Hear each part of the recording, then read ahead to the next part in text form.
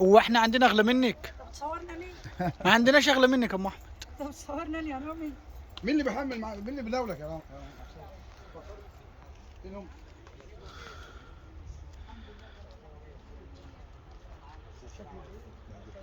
انا اقول لك نعمله ايه؟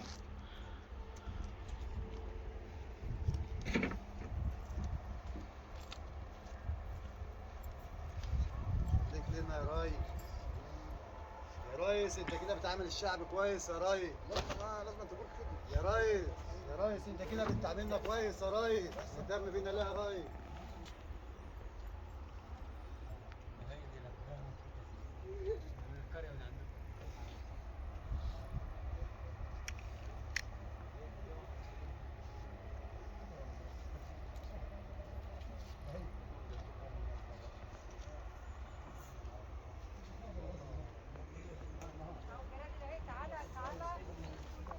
الله ينور عليك يا عم ناصر. حبيبي يا هندسه. حبيبي صباح. ناصر يا عم عمال يقول انا عاوز ده حبيبي يا عم ناصر يا ابني. نفسي في سنه اهو عم محمد. يا عم ناصر ده حبيبي، احنا كنا سايبين لك مصطفى بقى وعبد صادق ورمضان.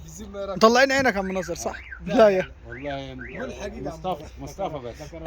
يا عم ده احسن تاجر ده يا ابني، كبير التجار ده عمك ناصر. منور يا استاذنا. حبيبي الله يخليك. قول حاجه في حد حلوه يا اخي. انت حبيبي من غير اي حاجه.